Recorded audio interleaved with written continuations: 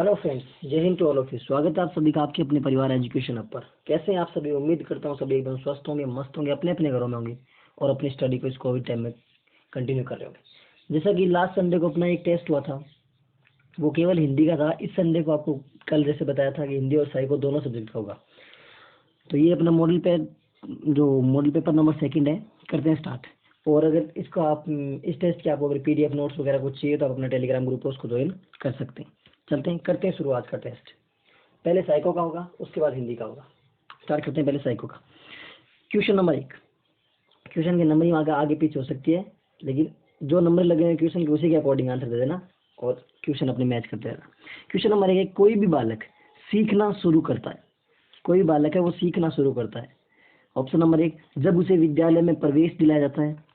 Number 2, जब वह बोलना शुरू करता है। नंबर 3, जब वह घर से बाहर निकलता है। और नंबर 4, अपने जन्म से। कि कोई बालक सीखना कब शुरू करता है? 4 ऑप्शन है कि जब उसे विद्यालय में प्रवेश दिलाया जाता है, जब वह बोलना शुरू करता है, जब वह घर से बाहर निकलता है, और नंबर 4, अपने जन्म से ही।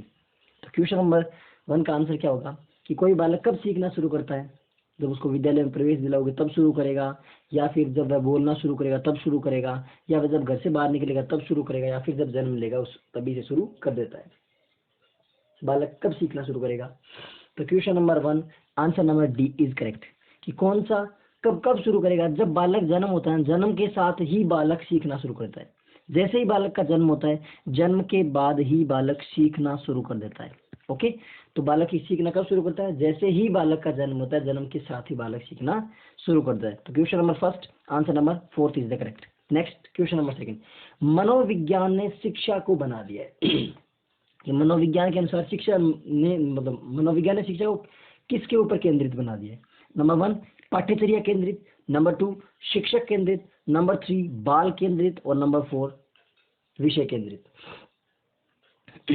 पाठ्यचर्या केंद्रित, शिक्षक केंद्रित जो टीचर सेंटर्ड, चाइल्ड सेंटर्ड, या फिर सब्जेक्ट सेंटर्ड, या जो करिकुलम जो सिलेबस सेंटर्ड, कौन से के अकॉर्डिंग बना दिया पाठ्यचर्या को? जो एजुकेशन साइकोलॉजी है, शिक्षा मनोविज्ञान है या मनोविज्ञान है, उसने शिक्षा को कैसे बना दिया? किसके अकॉर्डिंग बना दिया?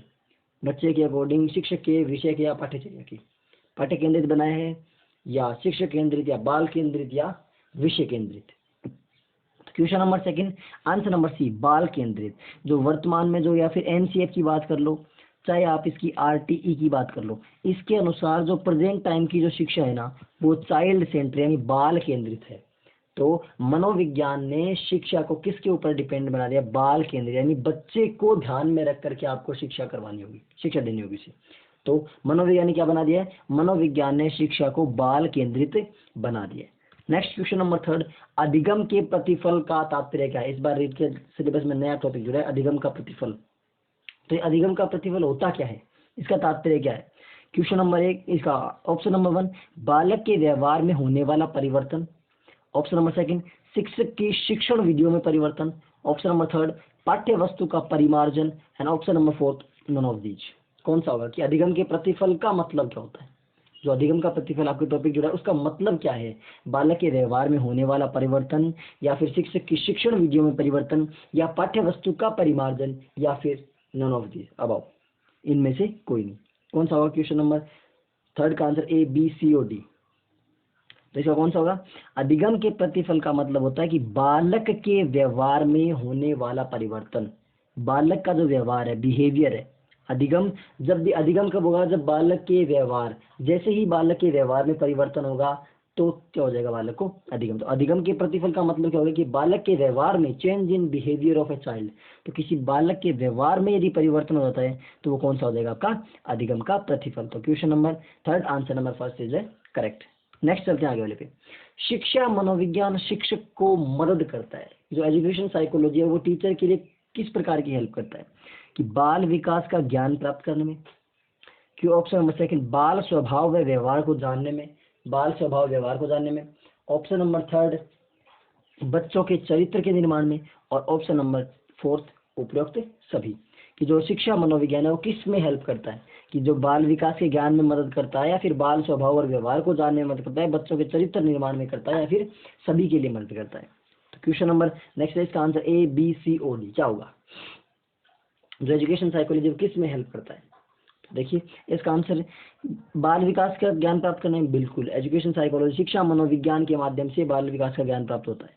बाल स्वभाव और बाल व्यवहार का अध्ययन, बिल्कुल इसके माध्यम से बच्चे के स्वभाव और बच्चे के व्यवहार दोनों का ही अध्ययन किया जाता है। नेक्स्ट, बच्चों के चरित्र निर्माण, बिल्कुल उनके स्वभाव का व्यवहार का अध्ययन करेंगे, उसी के आधार पर उनके कैरेक्टर का निर्माण होगा। तो answer number 4 is the correct, उपयुक्त सभी। तो question number next answer number क्या हो जाएगा इसका 4, कि बाल विकास जो शिक्षा मनोविज्ञान है वो किस किस से मदद करती है, वो बाल विकास का ज्ञान प्राप्त करने में मदद करती है, बाल स्वभाव और व्यवहार को जानने में भी मदद करती है, बच्चों के चरित्र निर्माण में भी मदद करती है, और इन सभी में मदद करती है। ओके, नेक्स्ट क्वेश्चन, निम्न में से कौन सा सीखने के संबंध में सही नहीं है? नहीं, जहां पर इसको पहले अंडरलाइन कर लिया कि इनमें से कौन सा सीखने के संबंध में सही नहीं है। कि सीखना कुछ नया करना है, मतलब सीखने का मतलब कुछ नया करना है। सीखना अनुभवों का संगठन होता है। थर्ड, सीखना बिना किसी उद्देश्य के भी हो सकता है। एंड फोर्थ, सीखने की असफलताओं का कारण समझने की असफलताएं हैं। तो इस क्वेश्चन का आंसर बताइए, option number A, B, C और डी, कौन सा होगा? सीखने के संबंध में कौन सा सही नहीं है, इसने नहीं पूछा है कि इनमें से कौन सा सही नहीं है। तो सीखना कुछ नया करना है, या फिर सीखना अनुभवों का संगठन होता है, या फिर सीखना बिना किसी उद्देश्य के भी हो सकता है, या फिर सीखने की असफलताओं का मतलब होता है कारण समझने की असफलताएं।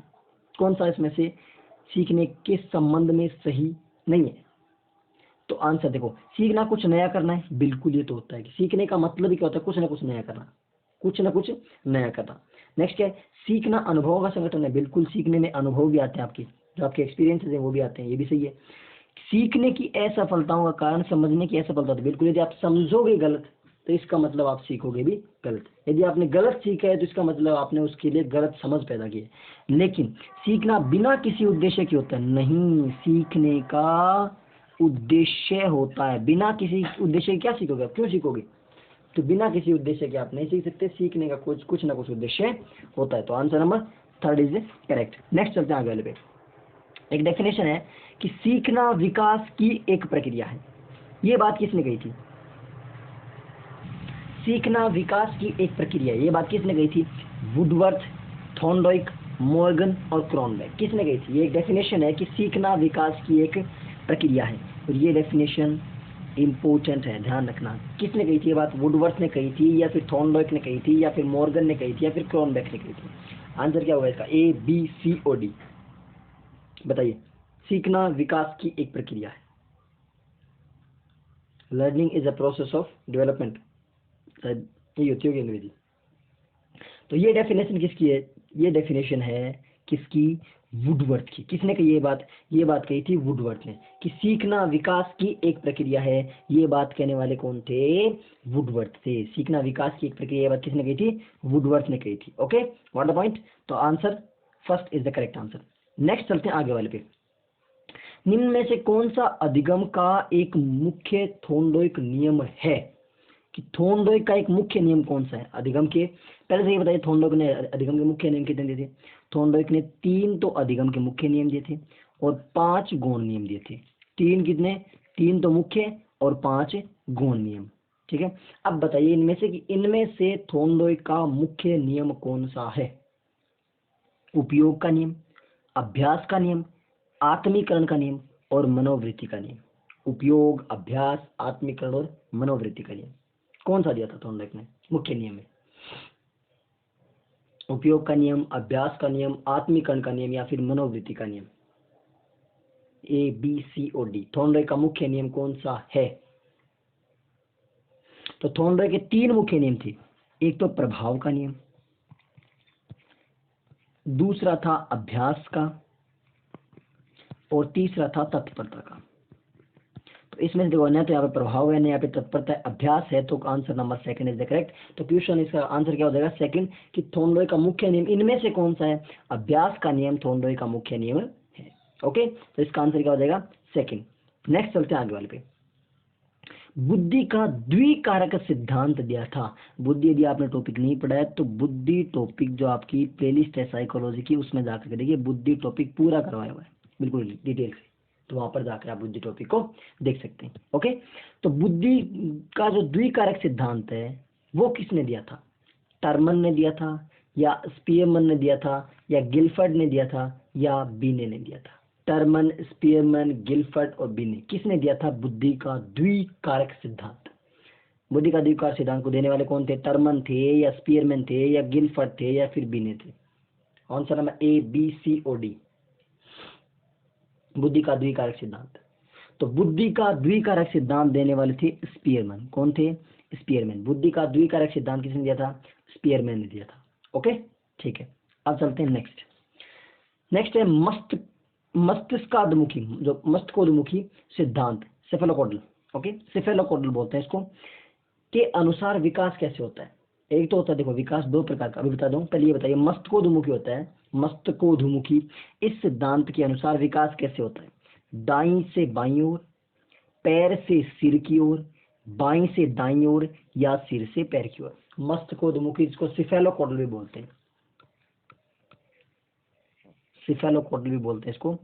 इसके अनुसार मस्त जो आपका विकास है वो कैसे होता है? दाएं से बाएं होता है, या बाएं से दाएं होता है, या ऊपर से, मतलब सॉरी, पैर से सिर की तरफ होता है, सिर से पैर की तरफ होता है? किस तरफ होता है? सेफेलोकॉर्डल या मस्तिष्कोद्मुखी? तो इसका आंसर होगा, देखो विकास दो प्रकार का होता है। एक तो सिफेलोकॉर्डल, सिफेलोकॉर्डल या मस्तिष्कोद्मुखी जिसको बोलते हैं, वो तो कैसे होता है? सिर से लेकर के पैर की तरफ।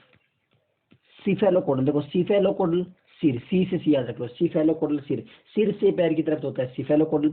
और प्रोक्सिमो डिस्टल होता है कि सेंटर से लेकर के, यानी केंद्र से लेकर के आउटसाइड यानी बाहर की तरफ, सेंटर से लेकर के बाहर की तरफ जो होता है वो होता है प्रोक्सिमो डिस्टल। तो सिफेलोकॉर्डल कौन सा होता है? सिर से पैर की तरफ। कौन सा होता है? सिर से पैर की तरफ। नेक्स्ट अगले क्वेश्चन पे चलते हैं। गोलमैन का नाम किस लिए जाना जाता है? गोलमैन, जो गोलमैन एक मनोवैज्ञानिक थे, वो किसके लिए जाने जाते हैं? बुद्धि के सिद्धांत के लिए, आध्यात्मिक बुद्धि के लिए, सामवेगिक बुद्धि के लिए, या सामाजिक बुद्धि के लिए? कि इनमें से गोलमैन किससे जुड़े हुए हैं? जो डेनियल गोलमैन, पूरा नाम बताता हूँ आपको, डेनियल गोलमैन। डेनियल गोलमैन इनमें से किससे जुड़े हैं? आध्यात्मिक बुद्धि से जुड़े हुए हैं, या फिर सामाजिक बुद्धि से जुड़े हुए हैं, या फिर बुद्धि के सिद्धांत से, या फिर सामवेगिक बुद्धि से? डेनियल गोलमैन किससे जुड़े हुए हैं? तो क्वेश्चन, इसका आंसर क्या हो जाएगा? संवेगिक बुद्धि या फिर इमोशनल इंटेलिजेंस। संवेगात्मक बुद्धि से जुड़े हुए डेनियल गोलमैन। कौन जुड़े हुए? संवेगात्मक बुद्धि से जुड़े हुए कौन? आपके डेनियल गोलमैन। तो answer C is correct. Okay, आगे वाला क्वेश्चन वही आ गया। हाँ, संवेगात्मक बुद्धि को लोकप्रिय बनाने का श्रेय किसको जाता है? वही जो अपन अभी पढ़ के आ चुके हैं, Daniel Goleman. Answer number first है करेक्ट आंसर। क्वेश्चन अलग अलग था, दो बार अलग अलग पूछा हुआ है, तो कौन आ जाएगा? डेनियल गोलमैन ने जो संवेगात्मक बुद्धि थी, या जो इमोशनल इंटेलिजेंस थी, जो इमोशनल इंटेलिजेंस थी, उसको लोकप्रिय बनाया था। इमोशनल इंटेलिजेंस का काम सभी ने किया था, जो इसको जॉन मेयर ने भी किया था, पीटर सेलोवे ने भी किया था, ये पीटर सेलोवे की नाम है, और डेनियल गोलमैन ने भी किया था। लेकिन इसको फेमस किसने बनाया? डेनियल गोलमैन ने। नेक्स्ट चलते हैं आगे वाले पे। आगे वाला क्या है? ये एक डेफिनेशन है, और ये इंपॉर्टेंट डेफिनेशन, डेफिनेशन जो भी है ना वो इंपॉर्टेंट डेफिनेशन है। तो इस डेफिनेशन में अपन देखते हैं कि बुद्धि इन 4 शब्दों में निहित है। कौन कौन से? ज्ञान, आविष्कार, निर्देश और आलोचना। इन 4 शब्दों में यह कथन किसका है कि बुद्धि इन 4 शब्दों में निहित है? ज्ञान, आविष्कार, निर्देश और आलोचना। ये कथन किसका है? स्पीयरमैन का, थॉर्नडाइक, रायबर्न और अल्फ्रेड बीने। किसका है कथन कि बुद्धि इन 4 शब्दों में निहित है? तो ये बात किसने कही है? स्पीयरमैन ने कही है, या फिर थॉर्नडाइक ने कही है, या फिर रायबर्न ने कही है, या फिर इसने किसने कही है? अल्फ्रेड बीने ने कही है। बताइए, बुद्धि इन 4 शब्दों में निहित है, ये बात कहने वाले कौन थे? तो बुद्धि इन 4 शब्दों में कौन कौन से? ज्ञान, आविष्कार, निर्देश और आलोचना। ये बात कहने वाले कौन थे? अल्फ्रेड बीने थे। कौन थे? अल्फ्रेड बीने। अल्फ्रेड बीने ने कहा था कि बुद्धि इन 4 शब्दों में निहित है। कौन कौन से? ज्ञान, आविष्कार, निर्देश और आलोचना। और इसके लिए यदि आपने बुद्धि टॉपिक नहीं पढ़ा है तो आप जाइए प्लेलिस्ट में, या फिर डिस्क्रिप्शन में आपको लिंक मिल जाएगा प्लेलिस्ट का, वहां पर जाकर के पूरी साइकोलॉजी की जो बुद्धि टॉपिक है उसको डिटेल से पढ़ाया गया है, वो आप जाकर के देख सकते हैं। ओके, नेक्स्ट चलते हैं। विकास और वृद्धि, वृद्धि बोल दीजिए चाहे अभिवृद्धि बोल दीजिए, विकास और वृद्धि के बारे में पूछा कि इन दोनों के बीच में संबंध कैसा है, कि ये एक दूसरे के विरोधी होते हैं, या ये एक दूसरे के समान होते हैं, या ये एक दूसरे के पूरक होते हैं, या उपयुक्त में से कोई नहीं। ये विकास, डेवलपमेंट और ग्रोथ, अभिवृद्धि के लिए पूछ रहा है। अभिवृद्धि और विकास दोनों का आपस में संबंध पूछ रहा है कि इन दोनों का आपस में संबंध कैसा है। ये एक दूसरे के विरोधी होते हैं, या फिर पूरक होते हैं, या फिर समान होते हैं, या फिर कोई नहीं होते। एक दूसरे के विरोधी हैं, या पूरक हैं, या समान है, या फिर उपयुक्त में से कोई नहीं। तो इसका आंसर क्या होगा? ABCOD। तो देखो, वृद्धि और विकास, अभिवृद्धि जो होती है ना, अभिवृद्धि विकास के अंदर आती है। अभिवृद्धि विकास में क्या शामिल है? अभिवृद्धि। अभिवृद्धि केवल शारीरिक परिवर्तन है, केवल शारीरिक, जबकि विकास ओवरऑल डेवलपमेंट है, पूरा का पूरा परिवर्तन होता है विकास में। अभिवृद्धि में केवल शारीरिक शामिल है, जबकि विकास में शारीरिक के साथ मानसिक, संवेगात्मक, सामाजिक, नैतिक, ये सब विकास में शामिल है। तो अभिवृद्धि एक दूसरे के विरोधी है? बिल्कुल नहीं। एक दूसरे समान है? बिल्कुल नहीं। ये एक दूसरे के पूरक हैं। अभिवृद्धि और विकास एक दूसरे के पूरक या फिर सप्लीमेंट्री हैं। अभिवृद्धि विकास के अंदर आती है। किस में आती है? अभिवृद्धि विकास का ही एक पार्ट है। तो question number 96 answer number C is correct. Next चलते हैं आगे वाले पे। रॉबर्ट गेने ने अधिगम की कितनी परिस्थिति बताई है? रॉबर्ट गेने के अनुसार अधिगम की, रॉबर्ट गेने थे एक मनोवैज्ञानिक, उन्होंने अधिगम की परिस्थितियां बताई थी। अधिगम के मतलब प्रकार बताए थे। कौन कितने प्रकार बताए थे? कौन कौन से? 5 बताए थे, या 7, या फिर 8, या 9, 6? 5, 6, 7, 8 किस कौन से बताए थे आप? रॉबर्ट गेने ने 5 बताए थे, या 6 बताए थे, या 7 बताए थे, 8 बताए थे? रॉबर्ट गेने ने अधिगम के प्रकार बताए थे। अधिगम की सोपान की दी थी रॉबर्ट गेने ने, तो उसमें कितने प्रकार बताए थे उन्होंने? 5, 6, 7 या 8? कितने बताए थे?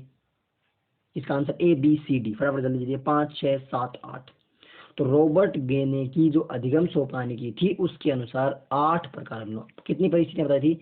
8 परिस्थितियां बताई थी। और कहाँ मिलेगा ये अधिगम में? रॉबर्ट गेने के नाम से वीडियो है, रॉबर्ट गेने, वो जाकर के आप देख लीजिए। उसमें रॉबर्ट गेने ने पूरी जो डिटेल है ना वो पूरी बताई हुई है अधिगम टॉपिक में। इसी चैनल में मिल जाएगा, प्लेलिस्ट में जाइए, वहां पर आपको मिल जाएगा। रॉबर्ट गेने के बारे में पूरा बताया है कि उसके 8 जो सोपान थे वो कौन कौन से थे। तो इसका आंसर कौन सा आ जाएगा? 8। क्वेश्चन नंबर सी, इसका आंसर नंबर सी। नेक्स्ट चलता है बोला, ये काफी इंपॉर्टेंट अच्छा क्वेश्चन है कि ये एक नंबर लिस्ट है, इसको आपस में मैच करना है। कौन सा किसने लिया था? कोहलर, थॉर्नडाइक, पावलोव और स्किनर। और इधर 4 इनके सिद्धांत दिए हुए, प्रयत्न और भूल का सिद्धांत, सूझ का सिद्धांत, संबंध प्रतिक्रिया का सिद्धांत और क्रिया प्रसूत अनुबंधन का सिद्धांत। तो इन चारों में से किससे मिलते हैं, इनमें आपको मैच करने हैं। और इधर फिर लास्ट में एक कोड नीचे दिया, इनमें से कौन सा सही है? इसका आंसर दीजिए क्वेश्चन का कि कोहलर का कौन सा सिद्धांत है, थॉर्नडाइक का कौन सा है, पावलोव का कौन सा है, स्किनर का कौन सा है। इनको आपस में मैच कीजिए, फिर जो नीचे कोड दिया हो उसके अनुसार आप आंसर दीजिए। क्वेश्चन नंबर इसका आंसर A, B, C या D कौन सा होगा? फटाफट से जवाब दीजिए। आपस में इनको मैच करना है, कोड को, एक कोड को दूसरे कोड से मैच कीजिए और फिर इनका आंसर दीजिए। कोहलर का कौन सा है, थॉर्नडाइक का कौन सा है, पावलोव का कौन सा है और स्किनर का कौन सा है? देखो कोहलर का कौन सा है हमें कोहलर का पता है। सबसे पहले कोहलर का कौन सा है? अंतर्दृष्टि और सूझ वाला। तो पहले में आंसर क्या होगा? सेकंड। तो देखो यहीं पे अपना आंसर मिल गया, पहले में सेकंड, तो आप आंसर तो यही होगा आपका। लेकिन अपनी तसल्ली के लिए बाकी और मैच कर लेते हैं। थॉर्नडाइक का हमें पता है कौन सा? प्रयास और त्रुटि बोल दीजिए, या फिर प्रयत्न और भूल का सिद्धांत। तो थॉर्नडाइक का कौन सा हो गया? दूसरे में सेकंड, फर्स्ट ये रहा। पावलोव का हमें पता है कौन सा? क्रिया प्रसूत अनुबंधन। क्रिया अनुबंधन, अनुबंधन की बात किसने की थी? पावलोव, तो थर्ड में, बिल्कुल फोर्थ हो गया। और स्किनर ने किसकी बात की थी? स्किनर ने संबंध प्रतिक्रिया की बात की थी। किसकी बात की थी? संबंध प्रतिक्रिया, डी में, थर्ड। तो आंसर कौन सा हो गया? First is the correct answer. की कोहलर का सूझ का सिद्धांत, थॉर्नडाइक का प्रयत्न और दूर का सिद्धांत, पावलोव का अनुबंधन वाला और स्किनर का संबंध प्रतिक्रिया का सिद्धांत। तो इसमें आंसर कौन सा हो गया? First correct answer. Okay, next चलते हैं आगे वाले। ये वापस ऐसा क्वेश्चन आएगा कि इनमें से कौन सा मैच नहीं हो रहा? देखो ध्यान से, नहीं हो रहा, इनमें से कौन सा सही मैच नहीं हो रहा? कि वॉटसन व्यवहारवादी थे, वॉटसन का संबंध व्यवहारवाद से है, या फिर जॉन डीवी का संबंध संरचनावाद से है, जीन पियाजे का संबंध संज्ञानात्मक विकास से है, और वर्दीमर कौन से हैं? गेस्टाल्टवादी हैं। इनमें से 3 सही है और एक इनमें से गलत है। तो इसमें कौन सा पूछा? गलत पूछा है कि निम्न में से कौन सा सही मैच नहीं होगा? कि वॉटसन व्यवहारवादी थे या नहीं थे, जॉन डीवी संरचनावादी थे या नहीं थे, जीन पियाजे संज्ञानात्मक विकास से संबंधित थे या नहीं थे, और वर्दीमर गेस्टाल्टवादी से संबंधित थे या नहीं थे। तो इसका आंसर ABCD कौन सा होगा? देखो वॉटसन का संबंध व्यवहारवाद से था कि आप मुझे कोई बालक दीजिए, मैं उसको वो बना सकता हूँ जो आप चाहते हो। जीन पियाजे संज्ञानात्मक विकास से थे, बिल्कुल थे, उन्होंने अवस्थाएं बताई थी अलग अलग। वर्दिमर, बिल्कुल, कोलर, कोफका, वर्दिमर, ये कौन थे? गेस्टाल्टवादी थे। तो बचा कौन? John Dewey. जॉन डीवी संरचनावाद से संबंधित नहीं थे। जॉन डीवी संरचनावाद संबंधित नहीं थे। तो 120 क्वेश्चन का आंसर क्या हो जाएगा? आंसर नंबर सेकंड हो जाएगा कि इसमें से कौन सा सही नहीं है। तो जॉन डीवी का संबंध संरचनावाद से नहीं था। नेक्स्ट चलते हैं आगे। आगे वाला क्वेश्चन क्या है कि किस मनोवैज्ञानिक ने संवेगात्मक बुद्धि पर काम किया? इनमें से किसने संवेगात्मक बुद्धि पर काम किया? हार्वर्ड गार्डनर ने किया, या फिर डेनियल गोलमैन ने किया, या फिर जॉन मेयर और पीटर सेलोवे ने किया? किसने किया? या फिर सभी, इन सभी ने किया? हार्वर्ड गार्डनर ने किया। सोच समझ के आंसर देना, कि यहाँ पर उपरोक्त सभी दिखते ये चिपका दो, हो सकता है गलत भी हो। तो उसका आंसर क्या होगा? ए, बी, सी और डी। कि हार्वर्ड गार्डनर संवेगात्मक बुद्धि संबंधित थे, या फिर डेनियल गोलमैन थे, या फिर जॉन मेयर और पीटर सेलोवी थे, या फिर ये चारों ही संबंधित थे। सोच समझ के जवाब दीजिए कि संवेगात्मक बुद्धि का संबंध किस किस मनोवैज्ञानिक से था। तो अभी देखो, मैंने आपको डेनियल गोलमैन तो अभी बता के था, और वहां पे आपको मैंने ये भी कहा था कि जॉन मेयर और पीटर सेलोवी भी थे, और हार्वर्ड गार्डनर भी संवेगात्मक बुद्धि में। तो संवेगात्मक बुद्धि पर काम करने वाले हार्वर्ड गार्डनर भी थे, डेनियल गोलमैन भी थे, जॉन मेयर भी थे, पीटर सेलोवी भी थे, वायन एंड पाइन भी थे। ये सब क्या थे? एनके चड्डा भी थे। ये सारे के सारे संवेगात्मक बुद्धि पर काम करने वाले थे। तो आंसर हो जाएगा इसका डी, यानी उपरोक्त सभी। नेक्स्ट चलते हैं अगले क्वेश्चन पे। अगला क्वेश्चन क्या है? संवेगात्मक बुद्धि से तात्पर्य है कि जो इमोशनल इंटेलिजेंस है उसका मतलब क्या होता है? बुद्धि टॉपिक आपको मैंने कल कहा था, बुद्धि टॉपिक आप पढ़ के आना। बुद्धि टॉपिक कहाँ मिलेगा आपको? डिस्क्रिप्शन में जाइए, वहाँ पे प्लेलिस्ट की मिलेगी आपको, साइकोलॉजी के नाम से प्लेलिस्ट मिलेगी। उसमें साइको की एज अब तक के पूरे लगभग 30 से 40 वीडियो है, जैसे बुद्धि और अधिगम, कुछ पार्ट अधिगम का पढ़ाया हुआ है, थोड़ा सा बाल विकास से पढ़ाया हुआ है। अभी आप पर चलते हैं आगे, लेकिन बुद्धि टॉपिक कंप्लीट करेगा तो आप अच्छे से पढ़ सकते हैं। तो संवेगात्मक बुद्धि से क्या तात्पर्य है? संवेगों को पहचानने की क्षमता, संवेगों को समझने की क्षमता, संवेगों पर नियंत्रण रखना और उपयुक्त सभी। कि संवेगात्मक बुद्धि किस काम के लिए आती है? आपके संवेगों को पहचानने की क्षमता है, या फिर संवेगों को समझने की क्षमता है, या फिर संवेगों पर नियंत्रण करने की क्षमता है, या फिर सभी है? संवेगात्मक बुद्धि किससे संबंधित है? तो देखो, संवेगात्मक बुद्धि के माध्यम से आप संवेगों की पहचान कर सकते हो, बिल्कुल कर सकते हो। क्या आप संवेगों को समझ सकते हो? बिल्कुल समझ सकते हो। क्या आप संवेगों पर नियंत्रण कर सकते हो? बिल्कुल कर सकते हो। तो आंसर क्या हो जाएगा? उपयुक्त सभी। कि संवेगात्मक बुद्धि से आप संवेगों की पहचान भी कर सकते हो, उनकी समझ भी विकसित कर सकते हो, उन पर कंट्रोल भी कर सकते हो। तो आंसर क्या हो गया? उपयुक्त सभी। Question number 132, answer number D is the correct answer. Next चलते हैं आगे वाले पे। संवेगात्मक बुद्धि बुद्धि लब्धि से महत्वपूर्ण क्यों? ये एक बुक है, एक पुस्तक है कि संवेगात्मक बुद्धि बुद्धि लब्धि से अधिक महत्वपूर्ण क्यों। ये बुक किसकी है?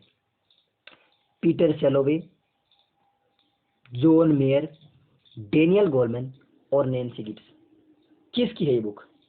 संवेगात्मक बुद्धि बुद्धि लब्धि से अधिक महत्वपूर्ण क्यों, ये बुक किसकी है? जॉन मेयर की है, या फिर पीटर सेलोवे की है, या फिर डेनियल गोलमैन की है, या फिर नैन्सी गिब्स की है? Answer number A, B, C और डी। तो देखो, संवेगात्मक बुद्धि बुद्धि लब्धि से अधिक महत्वपूर्ण क्यों, ये बुक ना तो पीटर सेलोवे की है, ना जॉन मेयर की है, ना गिब्स की है। ये बुक किसकी है? डेनियल गोलमैन की है। डेनियल गोलमैन ने इमोशनल इंटेलिजेंस, और शायद इसका नाम इंग्लिश में होगा वाई इट, या मोर इम्पोर्टेंट देन IQ, यूं है सर ये बुक, इसका इंग्लिश में। संवेगात्मक बुद्धि बुद्धि लब्धि से अधिक महत्वपूर्ण क्यों, ये बुक किसकी है? ये बुक है डेनियल गोलमैन की। तो question number 133, answer number C is the correct answer. Next चलते हैं क्वेश्चन नंबर आगे। रॉबर्ट गेने के अनुसार निम्न में से कौन सा अधिगम का प्रकार है? अभी आपको बताया था कि रॉबर्ट गेने ने अधिगम की प्रकार में सोपाने की रीति, उसमें 8 प्रकार बताए थे। कहाँ मिलेंगे? डिस्क्रिप्शन में आपको साइकोलॉजी की प्लेलिस्ट मिलेगी, उसमें रॉबर्ट गेने के नाम से एक बड़ा सारा वीडियो बनाया हुआ है, उसमें रॉबर्ट गेने को डिटेल से समझाया हुआ है, तो वहां पर जाके आप देख सकते हैं। अब इनमें से कौन सा रॉबर्ट गेने का प्रकार नहीं है? पहले तो इसको चीज नोटिस कीजिए कि नहीं है, कौन सा नहीं है। अंतर्दृष्टि अधिगम रॉबर्ट गेने का था या नहीं था? संकेत अधिगम था या नहीं था? श्रृंखला अधिगम था या नहीं था? शाब्दिक शास्त्रीय अधिगम था या नहीं था? कौन सा इसमें से एक, इसमें से ऐसा है जो रॉबर्ट गेने ने नहीं दिया था, बाकी 3 रॉबर्ट गेने ने दिए थे। टोटल जो रॉबर्ट गेने ने 8 बताए थे, लेकिन इसमें से 3 ऐसे हैं जो रॉबर्ट गेने के हैं और एक रॉबर्ट गेने का नहीं है। तो वो कौन सा नहीं है? अंतर्दृष्टि नहीं है, फिर संकेत नहीं है, फिर श्रृंखला नहीं है, फिर शाब्दिक शास्त्रीय नहीं है। तो देखो, शाब्दिक शास्त्रीय बिल्कुल रॉबर्ट गेने का है। संकेत अधिगम बिल्कुल रॉबर्ट गेने का है।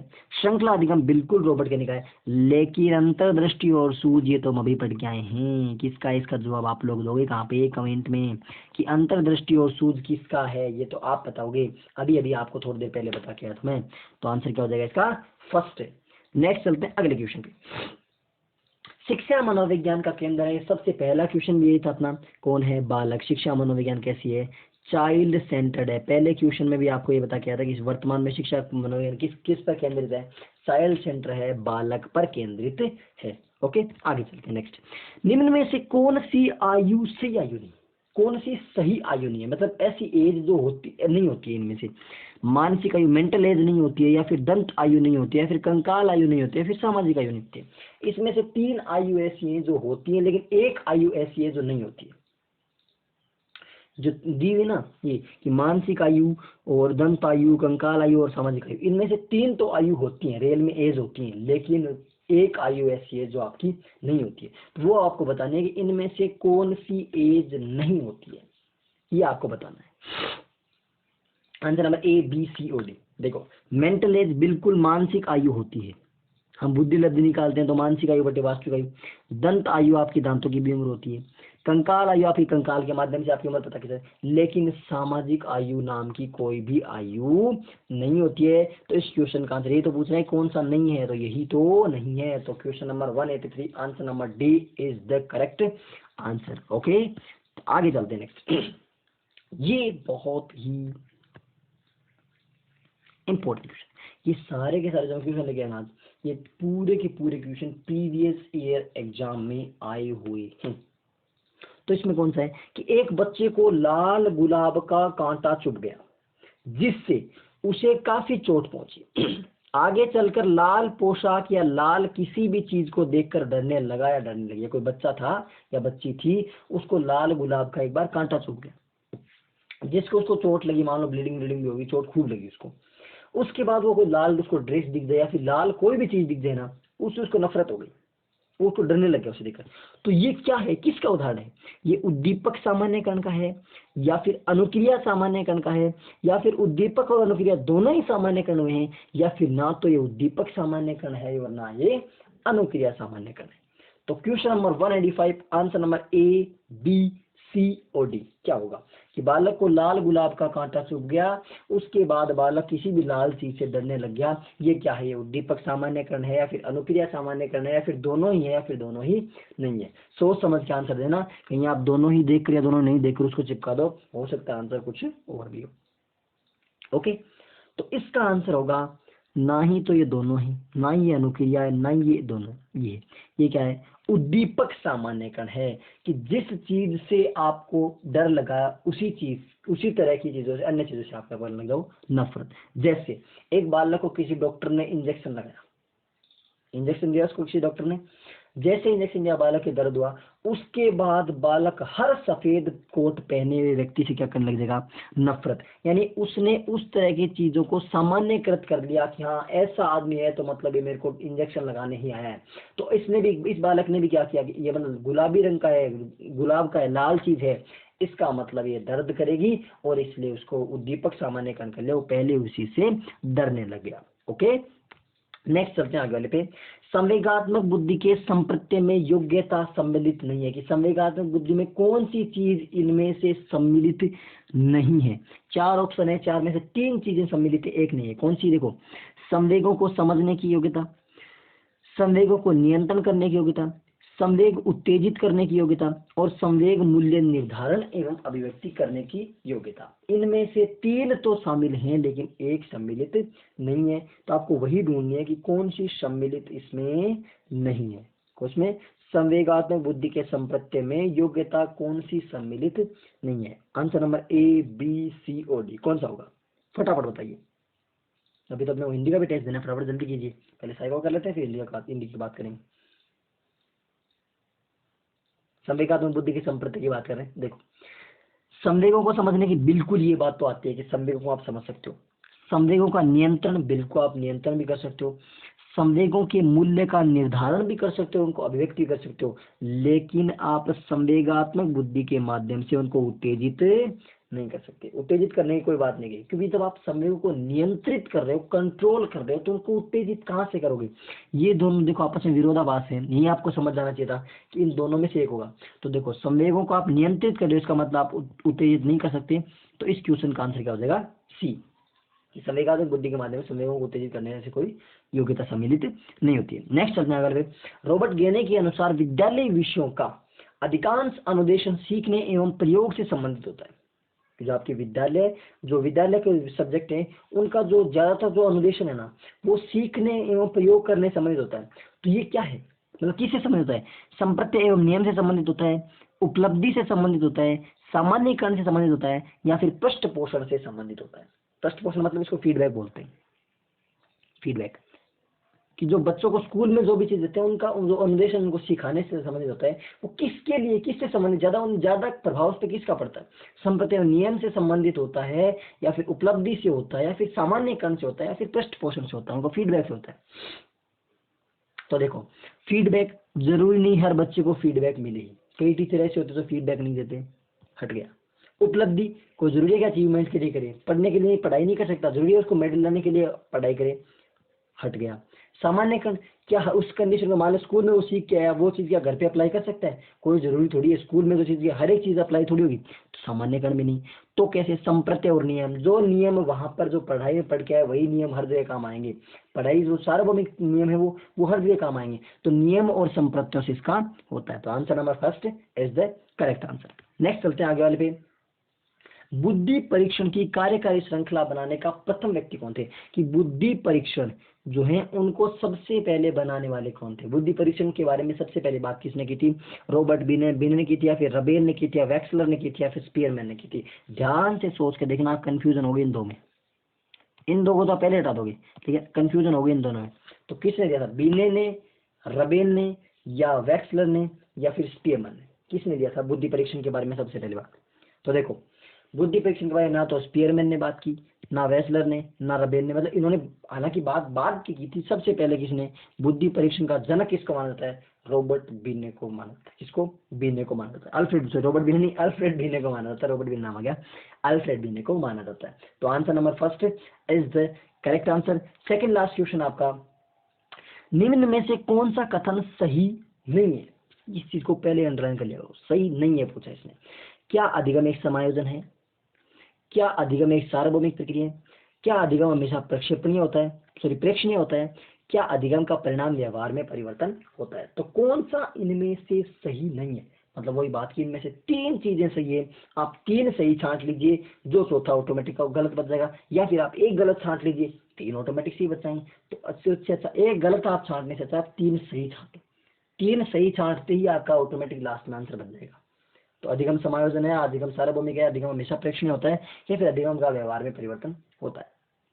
तो देखो अधिगम एक समायोजन है, बिल्कुल सही बात है कि अधिगम एक समायोजन है, एडजस्टमेंट है।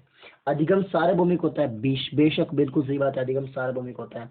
अधिगम के कारण व्यवहार में परिवर्तन होता है, बिल्कुल। तो अधिगम की परिभाषा ये है कि व्यवहार में परिवर्तन ही क्या होता है? अधिगम। लेकिन क्या अधिगम हमेशा प्रेक्षणीय होता है? क्या हमेशा दिखाई देता है? नहीं, हमेशा प्रेक्षणीय होता है। ऐसा होता है प्रेक्षणीय होता है, बिल्कुल होता है, लेकिन हमेशा, ये हमेशा गलत है दिया, तो ये क्या हो जाएगा? गलत हो जाएगा। तो answer number C is the correct answer. इसने यही तो पूछा कि इनमें से कौन सा सही नहीं है, यही तो सही नहीं है कि अधिगम हमेशा प्रेक्षणीय नहीं होता है। And last question of psychology, बुद्धि की अभिवृद्धि का चरम बिंदु जिस आयु में होता है वह है? बुद्धि की अभिवृद्धि, अब ये बात मैंने बुद्धि में जब पढ़ाई थी, वो पढ़ाया था कि लंबात्मक बुद्धि कब तक बढ़ती है, और उसके बाद जो क्षैतिज बुद्धि कब तक बढ़ती है, वो मैं बात पूरी बुद्धि लब्धि बुद्धि जो टॉपिक था उसमें पता क्या हूँ। कहाँ मिलेगा? डिस्क्रिप्शन में जाइए, वहाँ पे आपको मिल जाएगा। कब होगा इसका? 10 वर्ष, 16 वर्ष, 25 वर्ष और 50 वर्ष। तो इसका आंसर हो जाएगा 16 वर्ष तक बुद्धि की अभिवृद्धि मैक्सिमम, मतलब बुद्धि अधिकतम वृद्धि हो जाती है बुद्धि की। और इस बुद्धि टॉपिक को वापस फिर से कह रहा हूँ कि साइकोलॉजी का आपका 28 क्वेश्चन, उसमें आप देख लीजिए बुद्धि टॉपिक पूरा का पूरा मैंने पढ़ाया था। कहाँ पे? इसी यूट्यूब पे, बहुत पहले की बात है, वो आपके प्लेलिस्ट में वीडियो ऐड किए हैं, वहाँ पे जाकर आप देख सकते हैं। उसके अलावा अधिगम के भी कुछ वीडियो डाले हुए हैं, कुछ बाल विकास के भी डाले हुए हैं, टेस्ट मॉडल पेपर वगैरह, और वर्तमान में जो क्लासेस चल रही हैं वो तो डाल ही रहे हैं। प्लेलिस्ट पूरी हिंदी की बनी हुई है, जो भी सब्जेक्ट हैं आपकी कुछ कुछ प्लेलिस्ट बनी हुई है, वहाँ पे जाके आप देख सकते हैं प्रीवियस क्लासेस। और कोई डाउट हो तो उस क्लास में कमेंट कर दीजिए या फिर इस क्लास में कमेंट कर दीजिए, आपको उसका जवाब मिल जाएगा। तो ये तो आपका साइको का टेस्ट हो गया। अब साइको में आप बताइए कि आपके 28 में से कितने सही हुए। जितने भी हुए ईमानदारी से आपको कमेंट सेक्शन में आंसर देना कि आपके 28 में से कितने क्वेश्चन सही हुए। जितने भी हुए, 20 हुए, 25 हुए, 30 हुए, 25 प्लस स्कोर है उसका दी बेस्ट स्कोर है, और 20 के अप्रोक्सीमेट है, वो थोड़ा सा और इम्प्रूव कर लो। ओके, अब चलते हैं हिंदी के टेस्ट पे। हिंदी देखो, ओहो फोन काफी जूम हो रखा है, लेकिन कोई ना, दिखाई दे रहा है ना। हिंदी के क्वेश्चन चलते हैं भाई, फटाफट अपन साइको के पढ़ लिया।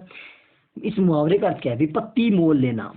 विपत्ति मोल लेना मुहावरे का अर्थ क्या है? बिना पत्ते की सब्जी लेना, जानबूझकर संकट में पड़ना, एक दवाई खरीदना, या फिर मुसीबत खरीदना। विपत्ति मोल लेना। ध्यान से क्वेश्चन नंबर 1 का आंसर देना आपको। ये आपके साइको के क्वेश्चन थे अभी तो, अब आपका हिंदी का टेस्ट भी शुरू हो गया। हिंदी के फटाफट बताइए कि बिना पत्ते की सब्जी लेना, विपत्ति मोल लेने का मतलब क्या होता है? बिना पत्ते की सब्जी लेना, या फिर जानबूझकर संकट में पड़ना, या फिर एक दवाई खरीदना, या मुसीबत में पड़ना। Question number first, answer number ABCOD। तो देखो, बिना पत्ते की सब्जी से कुछ नहीं है। विपत्ति मोल लेने का मतलब होता है जानबूझकर संकट में पड़ना। किसमें पड़ना? जानबूझकर संकट में पड़ना। तो question number first, answer number B is the correct answer. Next चलते हैं क्वेश्चन नंबर सेकंड। सेकंड, आगे कुआ पीछे खाई। आगे कुआ पीछे खाई तो सीधे चल फिर मेरे भाई। ओके, आगे कुआ पीछे खाई, इस मुहावरे का क्या अर्थ है? दोनों ओर विपत्ति होना, दोनों ओर गहरे गड्ढे होना। गहरे हैं, गहरे अरे नहीं। पहले कुआ खोदना, फिर खाई खोदना, और सामने कुआ, पीठ के पीछे खाई होना। सोच समझ के आंसर देना। आगे कुआ पीछे खाई। Question number second, answer number ABCOD। क्या होगा इसका सही आंसर? क्वेश्चन नंबर सेकंड, दोनों ओर विपत्ति होना, दोनों ओर गहरे गड्ढे होना, पहले कुआ खोदना, फिर खाई खोदना, सामने कुआ या पीठ पीछे खाई होना। तो देखो, इसका और कोई मतलब नहीं होता है। आगे आगे कुआ पीछे खाई, इसका मतलब दोनों ओर विपत्ति होना, यानी विपत्तियों से घिरा रहना। एक तरफ कुआ एक तरफ खाई, इसका मतलब क्या होगा? विपत्तियों से घिरे रहना। दोनों ओर विपत्ति होना मतलब कठिनाई होना, परेशानी होना, प्रॉब्लम होना। Question number second, answer number first is the correct answer. Next चलते हैं क्वेश्चन नंबर थर्ड। इंपोर्टेंट मुहावरा है अंडे का शहजादा। अंडे का शहजादा मुहावरे का अर्थ है कमजोर व्यक्ति, चालाक व्यक्ति, अनुभवी व्यक्ति, और अनुभवहीन व्यक्ति। अंडे का शहजादा होना, मुहावरे का अर्थ क्या है? कमजोर व्यक्ति, चालाक व्यक्ति, अनुभवी व्यक्ति, या अनुभवहीन व्यक्ति। अंडे का शहजादा, इस मुहावरे का अर्थ क्या है? कमजोर व्यक्ति होता है, या फिर चालाक व्यक्ति होता है, फिर अनुभवी व्यक्ति होता है, या फिर अनुभवहीन व्यक्ति होता है। तो अंडा कितना होता है? अंडा एक छोटा सा होता है, और उसका शहजादा मतलब एक छोटे से एरिया का, छोटे से एरिया की बात करें क्या होता है? अनुभवहीन व्यक्ति। अंडे का शहजादा, देखो गलत हो सकता है, अनुभवहीन व्यक्ति होता है। क्या होता है? अंडे का शहजादा का मतलब क्या हो गया? अनुभवहीन व्यक्ति। तो question number third, answer number D is the correct answer. Next चलते हैं क्वेश्चन नंबर फोर्थ। प्रत्यय रहित शब्द बताइए, इनमें से किस शब्द में प्रत्यय नहीं है? प्रत्यय रहित शब्द, मर्मज्ञ, वैज्ञानिक, कृपालु, और अनुवाद। प्रत्यय रहित, इनमें से एक शब्द ऐसा है जिसमें प्रत्यय नहीं। तो कौन सा शब्द है इसमें प्रत्यय नहीं है? मर्मज्ञ है, या फिर वैज्ञानिक है। तीन में प्रत्यय है लेकिन एक में प्रत्यय नहीं है। मर्मज्ञ, वैज्ञानिक, कृपालु, और अनुवाद। यहाँ चलते हैं। अनुवाद इसमें बिल्कुल है, कृपालु इसमें बिल्कुल है, इसमें वाद है, इसमें आलू प्रत्यय है, इसमें इक प्रत्यय है, लेकिन इसमें कोई भी प्रत्यय, एक minute, sorry sorry sorry sorry sorry sorry sorry, उल्टा बोल दिया ना। इसे वाद कहाँ? वाद तो खुद मूल शब्द है ना। देखो, इसमें क्या है? इसमें ज्ञ, इसमें मर्म प्लस ज्ञ हो गया, इसमें इक प्रत्यय हो गया, इसमें आलू प्रत्यय हो गया, लेकिन इसमें देखो वाद, वाद तो मूल शब्द है, वाद तो मूल शब्द है, और अनु इसमें क्या लगा हुआ है? उपसर्ग लगा हुआ है। तो इसमें प्रत्यय नहीं है, इसमें उपसर्ग। उल्टा बोल दिया मैंने, ऊपर से ध्यान दिया, नीचे से देख गया। ओके, तो इसमें अनु उपसर्ग है, ना कि प्रत्यय। तो आंसर हो गया उसका question number fourth, answer number D is the correct answer. Okay, clear? इसमें ध्यान रखना, इसमें ज्ञ प्रत्यय, इसमें इक, इसमें आलू, लेकिन इसमें कोई भी प्रत्यय नहीं है। तो आंसर क्या हो जाएगा? डी। Next question number 5। स्वाभाविक और स्वागत, इन दोनों शब्दों में कौन सा उपसर्ग है? उपसर्ग पूछा इसने कि स्वाभाविक में कौन सा है और स्वागत में कौन सा है। पहले स्वाभाविक का पूछेगा, फिर स्वागत का, क्रमानुसार। दोनों में स्व है, दोनों में सु, दोनों में क्रम से स्व यानी स्वाभाविक में स्व और इसमें सु, और दोनों में क्रम से सु और स्व। सोच समझ के आंसर देना है कि स्वाभाविक और स्वागत दोनों में प्रत्यय कौन कौन से हैं, सॉरी उपसर्ग कौन कौन से हैं, स्वाभाविक में कौन सा उपसर्ग है और स्वागत में कौन सा उपसर्ग है। Question number 5, answer number A, B, C और डी। तो देखो स्वाभाविक में क्या है, स्व प्लस भाव प्लस इक, तो स्वाभाविक बन गया। स्वागत में क्या है, सु प्लस आगत। तो देखो स्वाभाविक में स्व प्रत्यय, तो ठीक है, इसमें भी स्व है, इसमें भी स्व है, और इसमें सु, तो answer number C is the correct answer. स्वाभाविक में स्व प्रत्यय और स्वागत में सु प्रत्यय है, सॉरी प्रत्यय नहीं उपसर्ग। स्वाभाविक में स्व उपसर्ग और स्वागत में सु उपसर्ग है, तो question number 5 answer number C is the correct answer. Next चलते हैं क्वेश्चन नंबर 6 पे। क्वेश्चन नंबर 6, किस शब्द में विसर्ग संधि है। विसर्ग संधि की बात कर रहा है, अहंकार में विसर्ग संधि है, या फिर हिमालय में विसर्ग संधि है, या फिर दुष्कर में विसर्ग संधि है, या फिर उल्लास में। इसमें से किस शब्द में, इनमें से किस शब्द में विसर्ग संधि है, बताइए। हिमालय में है, या फिर अहंकार में है, या फिर दुष्कर में है, या फिर उल्लास में है। Question number 6 answer number A, B, C और डी। तो देखो दुष्कर में कौन संधि है, विसर्ग संधि है, दुह प्लस कर। इसमें कौन सी संधि है, विसर्ग संधि है। तो question number 6 answer number C is the correct answer. Okay, next चलते हैं क्वेश्चन नंबर 7 पे। वापस वही बात थी, किस में विसर्ग संधि है, इनमें से अब किसमें विसर्ग संधि पूछी है। पीछे वाले में विसर्ग संधि पूछी थी, दूसरे दुष्कर में थी। इसमें से किस में है, मतेक्यम में है, या फिर महाऔषधि में है, या फिर तरोच्छाया में है, या फिर विष्णवे में है। किस में है, मतेक्यम में है, या फिर महाऔषधि में है, या तरोच्छाया में है, या फिर विष्णवे में है, बताइए। Question number 7 answer number A, B, C और डी। क्वेश्चन नंबर 7 का देखो, मतेक्यम में नहीं है विसर्ग संधि, महाऔषधि में है, तरोच्छाया में है। किसमें है, तरोच्छाया में है। किसमें है, तरोच्छाया में कौन संधि है, विसर्ग संधि है। तो question number 7 answer number C is the correct answer. Next चलते हैं क्वेश्चन नंबर 8 पे। 8 नंबर कौन सा है, निम्न में से कौन सा एक पुल्लिंग शब्द है। लिंक आपको टॉपिक करवाया हुआ है, नहीं मिले तो आप डिस्क्रिप्शन में लिंक दिया हुआ उसका, या फिर आपको प्लेलिस्ट मिलेगी हिंदी की, उस प्लेलिस्ट में जाइए, वहाँ पर आप देख सकते हो। लिंक टॉपिक आपको पूरा डिटेल से बताया हुआ है, उसमें से आपको कोई भी डाउट नहीं बचेगा। और यदि आपने पढ़ लिया तो उसके बाद क्वेश्चन आपका गलत नहीं होना चाहिए। इसमें से कौन सा शब्द आपका पुल्लिंग है, मतलब 3 स्त्रीलिंग है, 1 पुल्लिंग है। तो चाय, शिकंजी, लस्सी और दही। और वहां मैंने आपको तरीका बताया था, क्या बताई थी, ट्रिक बताई थी कि लिंग की पहचान कैसे करेंगे। लिंग की पहचान करनी है आपको, कैसे करेंगे बताइए फटाफट। लिंग की पहचान इसमें से कैसे करेंगे, इनमें से कौन सी लिंग इसमें है, स्त्रीलिंग है या फिर पुल्लिंग है, और स्त्रीलिंग किसमें है, पुल्लिंग किसमें, आपको बताया था। देखो चाय मीठी स्त्रीलिंग है, शिकंजी मीठी स्त्रीलिंग, लस्सी मीठी खट्टी जो भी है, लेकिन दही खट्टा है, दही खट्टा है। तो क्या हो गया, question number 8 answer number D is the correct answer. Next चलते हैं क्वेश्चन नंबर 9 पे। उसमें पुल्लिंग पूछा था, इसमें पूछा है स्त्रीलिंग। इनमें से स्त्रीलिंग शब्द कौन सा है, टकसाल, दाग, घर और खीरा। इनमें से पुल्लिंग शब्द कौन सा है, सॉरी स्त्रीलिंग पूछा है, स्त्रीलिंग पूछा है क्वेश्चन नंबर 9 में। तो स्त्रीलिंग कौन सा है, टकसाल है, या फिर दाग है, या फिर घर है, या फिर खीरा है। कौन सा शब्द स्त्रीलिंग शब्द है। तो देखो खीरा नहीं है, खीरा क्या है, स्त्रीलिंग नहीं है। घर, घर अच्छा है। दाग, दाग अच्छे हैं। लेकिन टकसाल, टकसाल क्या है, टकसाल जाते मतलब क्या होती है, जो मुद्राएं छापी जाती है, जो नोट सिक्के छापे जाते हैं, उसको टकसाल कहते हैं। पुराने जमाने में होती है, आजकल भी होते हैं, लेकिन टकसाल क्या है, टकसाल एक स्त्रीलिंग शब्द है। तो question number 9 answer number first is the correct answer. Next चलते हैं क्वेश्चन नंबर 10 पे।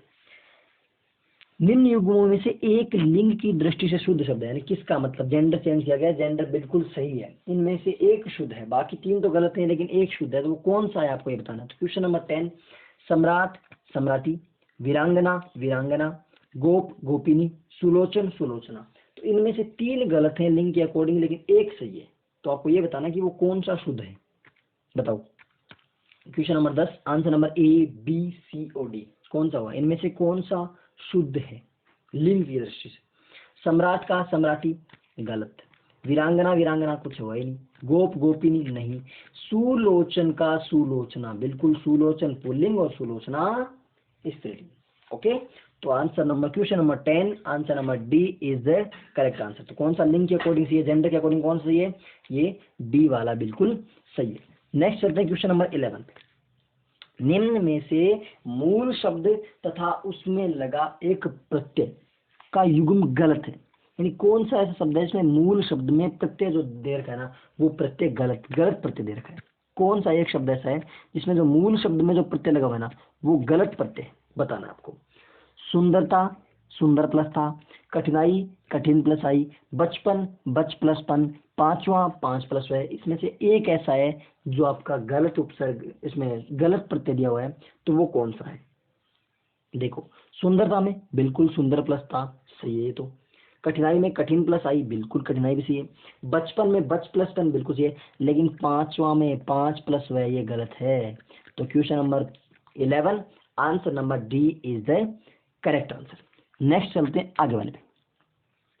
प्रामाणिक, प्रामाणिक शब्द में मूल शब्द और प्रत्यय का सही अलगाव है। यानी प्रामाणिक को आपको दो टुकड़ों में तोड़ना है इसको, एक तो आपका मूल शब्द हो और एक उसमें प्रत्यय हो। तो इसमें से कौन सा सही है, प्रमाण प्लस इक, प्रमाण प्लस इक, ये दो ऑप्शन सेम आ गए ना, तो इसको यूं कर लीजिए, प्रामाण, प्रामाण प्लस इक। ए तो क्या है, प्रमाण प्लस इक। बी है प्रामाण प्लस इक। सी है प्रा प्लस माणिक, प्लस यहाँ पे, ठीक है, प्रा प्लस माणिक। और डी है प्रमा प्लस आणिक। सोच समझ के आंसर दीजिएगा, आप कंफ्यूजन होगे दो में, प्रमाण प्लस इक और प्रमाण प्लस इक। क्वेश्चन नंबर ए बी, इसका 12 का answer A B C or D. प्रामाणिक में कौन सा मूल शब्द है और कौन सा इसमें प्रत्यय है, बताइए। तो देखो आंसर होगा इसका करेक्ट ए, प्रमाण प्लस इक। लास्ट में इक प्रत्यय होता है ना, तो वो पहले वाले शब्द में दीर्घीकरण कर देता है। वो जब अपन प्रत्यय पढ़ेंगे तो उसमें रूल्स पढ़ेंगे तब देख लेंगे। क्या प्रमाण प्लस इक इसमें सही है, प्रमाण प्लस इक क्या होता है, प्रामाणिक बन जाता है। ये गलत है, प्रमाण प्लस इक, ये भी गलत है, ये भी गलत है। तो आंसर में क्या हो जाएगा, क्वेश्चन नंबर 12 का आंसर नंबर फर्स्ट सही है। Okay, next question number 13। 13 क्या है, निम्न में से किस शब्द में तद्धित प्रत्यय है। तद्धित प्रत्यय किसमें लगा हुआ है, पठनीय, कृपालु, गंतव्य और हंसोर। इसमें से तद्धित प्रत्यय किसमें लगा हुआ है। सबसे पहले तो आप ये देखिए तद्धित प्रत्यय क्या होता है।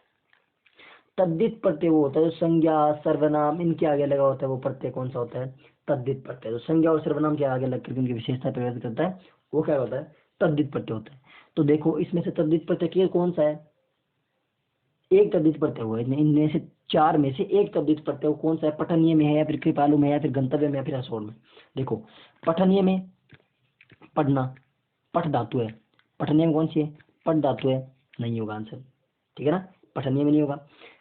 गंतव्य में जाना, जाना तो क्रिया हो रही है, ये भी नहीं होगा। हंसना क्रिया है, ये तीन तो क्रिया हैं, तो ये तीन तो आंसर नहीं होगा। आंसर क्या होगा, कृपालु। कृपा क्या है, एक संज्ञा है, कृपा क्या है, एक संज्ञा। संज्ञा कौन सी, भाववाचक संज्ञा है, इसलिए। और संज्ञा यदि आपने नहीं पढ़ी है तो कहाँ, डिस्क्रिप्शन में लिंक है, वहां जाकर आप संज्ञा टॉपिक देख सकते हैं। तो आंसर क्या हो जाएगा, B is the correct answer. Question number 13, कृपालु में कौन सा है, कृपालु एक प्रकार का तद्धित प्रत्यय इसमें है। नेक्स्ट चलते हैं क्वेश्चन नंबर 16।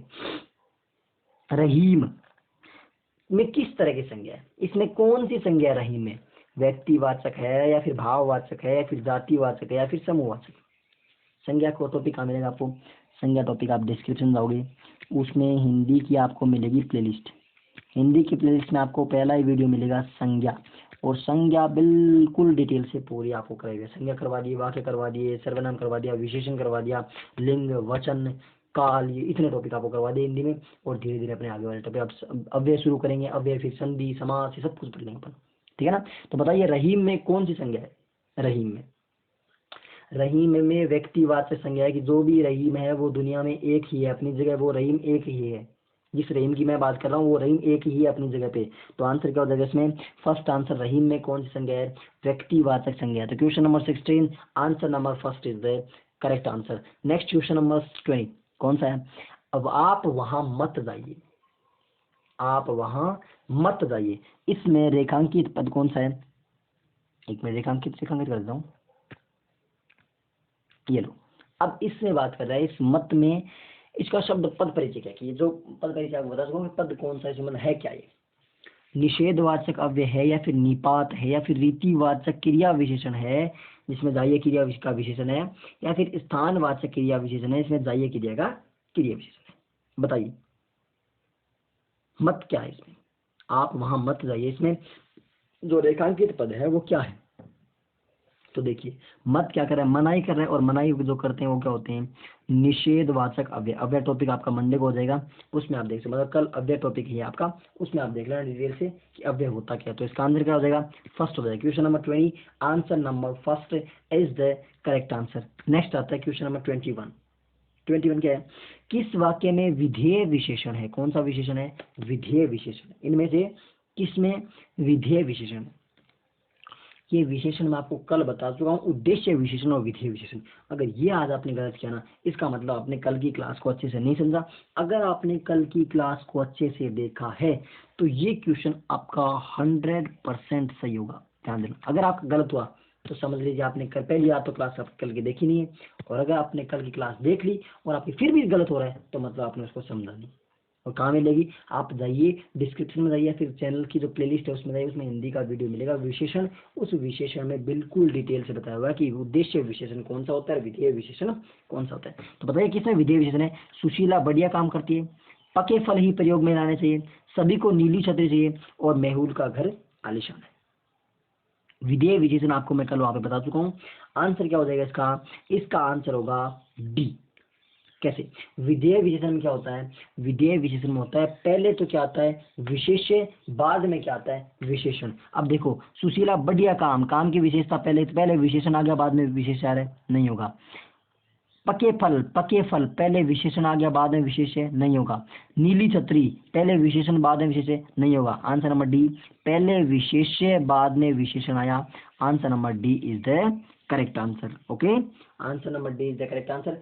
तो आप यदि उद्देश्य विशेषण क्या होता है, विधेय विशेषण क्या होता है, यदि आपको नहीं पता जाइए डिस्क्रिप्शन में आपको विशेषण का लिंक मिल जाएगा, या फिर हिंदी प्लेलिस्ट में जाकर के आप विशेषण वीडियो देख लीजिए, उसमें आपको बिल्कुल क्लियर हो जाएगा कि क्या उद्देश्य विशेषण होता है, क्या विधेय विशेषण होता है, क्या विशेषण होता है, पूरा समझ में आ जाएगा। ओके, नेक्स्ट चलते हैं आगे वाले पे।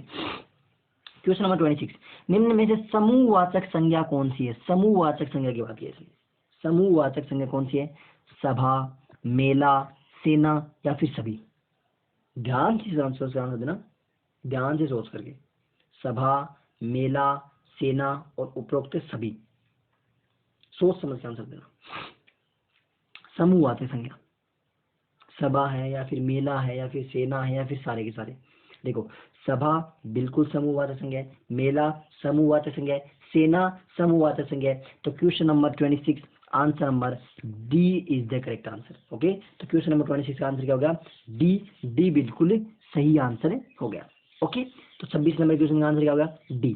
आगे चलते हैं नेक्स्ट, क्वेश्चन नंबर 27, जो शब्द किसी चीज या पदार्थ की अवस्था या दशा या फिर भाव का बोध करवाते हैं उसे क्या कहते हैं। जो किसका बोध करवाएं, किसी भी चीज की अवस्था का बोध करवाएं या फिर उसकी दशा का बोध करवाएं या फिर उसके भाव का बोध करवाएं, उसे क्या कहते हैं। व्यक्तिवाचक संज्ञा कहते हैं, या समूहवाचक संज्ञा कहते हैं, या भाववाचक संज्ञा कहते हैं, या द्रव्यवाचक संज्ञा कहते हैं। क्या कहते हैं उसको। तो question number 27 answer number A, B, C और डी। जो शब्द किसी चीज की पदार्थ या अवस्था, दशा या भाव का बोध करवाते हैं उसे कौन सी संज्ञा कहते हैं, उसे कहते हैं भाववाचक संज्ञा। किसकी बोध करवा रहा है, अवस्था का बोध करवा रहा है, फिर दशा का या फिर भाव का। और संज्ञा टॉपिक आप नहीं पढ़ा तो फिर से वही बात दोहराऊंगा कि आप प्लेलिस्ट में जाइए, हिंदी की आपको प्लेलिस्ट मिलेगी, उसमें आपको संज्ञा टॉपिक मिलेगा, संज्ञा टॉपिक पढ़ लीजिए। और भी उसके अलावा पे सर्वनाम, क्रिया, विशेषण ये सब कुछ डाले हैं, वो भी आप वहां जा करके पढ़ सकते हैं। तो question number 27 answer number C is the correct. Next question है, पंडोक का पर्यायवाची। पर पंडोक किसका पर्यायवाची है, पंडोक शब्द है वो किसका पर्यायवाची है, कबूतर का या फिर परछाई का या फिर कौवे का या फिर कोयल का है। पंडोक किसका पर्यायवाची है, कबूतर का है या परछाई का है या कौवे का है या फिर कोयल का है, किसका पर्यायवाची है पंडोक। क्वेश्चन नंबर इसका answer A, B, C, D. पंडोक किसका पर्यायवाची है, तो देखो पंडोक पर्यायवाची है कबूतर का, कबूतर जा जा जा, तो कबूतर का पर्यायवाची क्या है, पंडोक है। तो answer number A is the correct answer. Next चलते हैं क्वेश्चन नंबर 32, दिखावा शब्द है। दिखावा शब्द है, लिंग आपको मैंने पढ़ा दिया है कहाँ, जेंडर टॉपिक आपको डिस्क्रिप्शन में मिल जाएगा, वहां पर जाकर देख सकते हैं। लिंग दिखावा क्या है, स्त्रीलिंग है या फिर पुल्लिंग है या फिर उभयलिंग है या फिर उपयुक्त में से कोई नहीं। Answer number A, B, C, D. आप देखो दो ऑप्शन तो पहले हटा दो, ये हटा दो, ये हटा दो। उभयलिंग हिंदी में होता नहीं है, और जब पूछा है शब्द तो स्त्रीलिंग या पुल्लिंग दोनों में से एक चीज होगी। तो दो ऑप्शन लौट के बच्चे ए और बी। ए और बी में से आप आंसर दीजिए कि दिखावा शब्द में स्त्रीलिंग है या फिर पुल्लिंग है। आंसर नंबर ए या B. Question number 32 answer number A या बी। देखो दिखावा किया या फिर दिखावा की। दिखावा किया तो पुल्लिंग शब्द आ रहा है। दिखावा अच्छा है, अच्छा है तो पुल्लिंग। एक बात ध्यान रखना, पुल्लिंग जब भी लिंग जब भी चेक करो ना तो कर्ता अपनी तरफ से मत लगा देना। यदि आपने कर्ता लगा दिया फिर मैं या तो मैं चिन्ह मत लगा देना, क्योंकि वो फिर मैं के अकॉर्डिंग चलाता है। या आप करता ये मत लगा देना। इसके अलावा आप उसमें डायरेक्ट में चेक करो विशेषण लगा के। और इससे अच्छा लिंग टॉपिक पटोक्स में जाकर मैंने बताया कि आप कैसे लिंग चेक कर सकते हो, डेंजर के जेंडर कैसे चेक कर सकते हो। तो question number 32 answer number B is the correct answer. आगे चलते हैं क्वेश्चन नंबर 35 पे। जो संभव न हो, जो संभव न हो वाक्य के लिए एक शब्द है, कौन सा वाक्यांश होता है ना, वाक्य के लिए एक शब्द है, वो कौन सा है जो संभव नहीं हो। अब अवश्यंभावी, असंभव, असंभव और होनहार। अवश्यंभावी, असंभव, असंभव और होनहार, कौन सा इसका आंसर होगा। जो संभव नहीं हो उसे क्या कहते हैं, अवश्यंभावी कहते हैं या फिर असंभव कहते हैं, असंभव कहते हैं या फिर होनहार कहते हैं। Question number 35 answer number A B C or D. फटाफट जवाब दीजिए जल्दी जल्दी। अभी 5-7 क्वेश्चन और बच्चे अपने करके फिर आपका फाइनल आप स्कोर बता दीजिएगा कि कितने आपके हुए। और वीडियो यदि आपको पसंद आया तो लाइक शेयर कमेंट जरूर कर दीजिए। लाइक कर दीजिए वीडियो को, अगर आपने लाइक नहीं किया अब तक तो लाइक करने में क्या जाता है यार, बस हमें थोड़ा सा मोटिवेशन। और कमेंट कीजिए ताकि वीडियो आपको कैसा लगा, ताकि हमें थोड़ा सा ये मिल जाता है कि हाँ फील आता है कि हाँ हमने जो चीज़ बनाई वो आपको पसंद आई, थोड़ा सा अंदर से कुछ अलग फील आता है। बाकी आप नहीं करोगे तो भी हमें कोई फर्क नहीं पड़ेगा। लाइक कर दीजिए और हो सके तो अपने दोस्तों के साथ शेयर कर दीजिए। यार छोटा चैनल है, आराम से धीरे धीरे सबको बुलाइए। तो क्या होगा, जो संभव नहीं उसे क्या कहते हैं, असंभव कहते हैं। जो संभव नहीं उसे क्या कहते हैं, असंभव। जो चीज संभव नहीं उसे क्या कहते हैं, असंभव कहते हैं। तो question number 35 answer number C is the correct answer. Next चलते हैं क्वेश्चन नंबर 36। क्या होगा, 3 दिन मेहमान चौथे दिन हैवान। ये एक मुहावरा है, इसका अर्थ क्या है। 3 दिन मेहमान चौथे दिन हैवान, इसका अर्थ क्या होता है। अतिथि थोड़े दिन में अच्छा लगता है, अतिथि का कभी अनादर नहीं करना चाहिए, मेहमान की कभी कभी शैतान में बन जाता है, और ससुराल में दामाद को अधिक दिन नहीं रहना चाहिए। तो क्यों इसका आंसर क्या होगा, question number 36 answer number A B C or D. क्या होगा इसका answer, question number 36 answer number A B C or D. 3 दिन मेहमान चौथे दिन हैवान, अतिथि थोड़े दिन का अच्छा होता है, अतिथि का कभी अनादर नहीं करना चाहिए, मेहमान भी कभी कभी शैतान बन जाता है, और ससुराल में दामाद को अधिक दिन नहीं रहना चाहिए। तो देखो अतिथि जो होता है वो थोड़े दिन ही अच्छा लगता है, ध्यान रखना। अतिथि 3 दिन मेहमान चौथे दिन शैतान। यदि आप ज्यादा दिन रुकोगे तो वहाँ पे आपकी इज्जत कम होती चली जाएगी। इसलिए क्या होता है, 3 दिन मेहमान चौथे दिन मेहमान, मतलब अतिथि थोड़े दिन ही अच्छा लगता है। जो गेस्ट होता है ना कि हाँ अतिथि हमारे अतिथि हैं, थोड़े दिन आपको रेस्पेक्ट मिलेगी, उसके बाद अगर आप लंबे टाइम तक रहे तो आपकी कोई भी कदर नहीं होगी। नेक्स्ट आता है क्वेश्चन नंबर 37। कौन सा, इन प्रश्नों में लोकोक्ति दी हुई, इसका अर्थ बताना आपको। जाके पाव, ये पीछे वाला मैंने मुहावरा बोल दिया, मुहावरा लोकोक्ति है। आगे वाला क्या है, इस लोकोक्ति का आपको बताना है, जाके पाव ना फटे बिवाई सो क्या जाने पीर पराई। इसका मतलब क्या होता है, जाके पाव न फटे बेवाई सो क्या जाने पीर पराई। दयालु होना, कठोर होना, दूसरे के कष्ट को समझना, और जिसके ऊपर बीतती है वही जानता है। तो क्वेश्चन नंबर 37, जाके पाव ना फटे बेवाई सो क्या जाने पीर पराई। आंसर नंबर ए दयालु होना, बी कठोर होना, सी दूसरे के कष्ट को समझना, और डी जिसके ऊपर बीतती है वही जानता है। क्या होगा इसका answer, question number 37 answer number A B C D. तो देखो, जाके पांव न फटे बिवाई सो क्या जाने पीर पराई, यानी जिसके ऊपर बीतती है वही जानता है। यानी जिसके पैर में बिवाई होती है, बिवाई जानते हैं पैर में, पैर थोड़े फट जाते हैं ना, कि जिसका पैर ही नहीं फटा उसको क्या पता कि पीड़ा क्या होती है। तो जिस पर बीतती है वही जानता है कि वास्तविक रूप से दर्द क्या होता है। ओके, तो question number 37 answer number D the correct answer. Next चलते हैं क्वेश्चन नंबर 38। आए थे हरि भजन को ओटन लगे कपास। आए थे हरि भजन को ओटन लगे कपास। इस लोकोक्ति का अर्थ है कि हरि भक्ति का मार्ग कठिन होता है, उद्देश्य की प्राप्ति में असफल होना, किसी जरूरी काम को छोड़कर दूसरे काम में लग जाना, और ईश्वर की भक्ति छोड़कर व्यापार में लग जाना। तो question number 38 answer number A B C or D. आए थे हरि भजन को ओटन लगे कपास। हरि भक्ति का मार्ग कठिन होता है, उद्देश्य की प्राप्ति में असफल होना, किसी जरूरी काम को छोड़कर दूसरे काम में लग जाना, और ईश्वर भक्ति को छोड़कर व्यापार में लग जाना।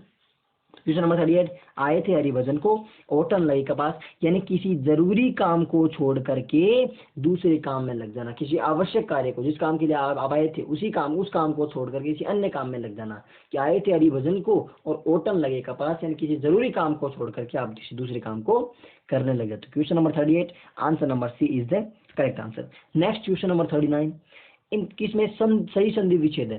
संकर, संकर का आपको संधि विच्छेद करना है कि संकर में कौन सी संधि विच्छेद संकर का सही? सन प्लस कर, सम प्लस कर, संग प्लस कर और संख प्लस अर, कौन सा सही है? Question number 39, answer number A B C or D, संकर का संधि विच्छेद है। तो देखो इसका आंसर क्या होगा? सी। संकर में क्या होता है? सम प्लस कर, और सम प्लस कर मेरे क्या बन जाता है? शंकर। शंकर यानी हर हर महादेव। ओके, तो question number 39, answer number B is the correct answer. And last and final question, कौन सा? निम्न में से उस विकल्प का चयन करें जो अंग अंग ढीला होना मुहावरे का अर्थ है। यानी अंग अंग ढीला होना, इस मुहावरे का क्या अर्थ है? अत्यधिक थक जाना, निराश होना, हार जाना और दुखी होना। अंग अंग ढीला होना। Question number 45, answer number A B C or D, अंग अंग ढीला होना मुहावरे का क्या अर्थ है? अत्यधिक थक जाना, निराश होना, हार जाना या फिर दुखी होना। तो question number 45, answer number A is the correct answer. अंग अंग ढीला होने का मतलब होता है अत्यधिक थक जाना। ये आपका हिंदी का टेस्ट हो गया पूरा। आपने साइको का भी टेस्ट दे लिया और आपने हिंदी का भी पूरा टेस्ट दे लिया। अब आपका साइको का अलग स्कोर बता देना, हिंदी का अलग स्कोर बता देना, और यदि हो सके तो दोनों का कमेंट स्कोर बता देना कि आपके कितने क्वेश्चन सही हुए। ओके, वीडियो यदि आपको पसंद आया तो वीडियो आपको लाइक करना है, शेयर करना है। चैनल पे यदि आप नए हो तो चैनल को सब्सक्राइब करके बेल आइकन को जरूर प्रेस कर लेना, ताकि आपको टाइम टू टाइम नोटिफिकेशन मिलता रहे। और हाँ, लाइक कर दिया करो, कमेंट करके बता दिया करो कैसी लग रही है हमारी मेहनत, ताकि हमें भी थोड़ा सा मोटिवेशन मिल जाए। ओके, मिलते हैं अगले सेशन में। तब तक के लिए अपना ध्यान रखिए, अपने घर वालों का ध्यान रखिए, हंसते रहिए, मुस्कुराते रहिए। And thank you for watching.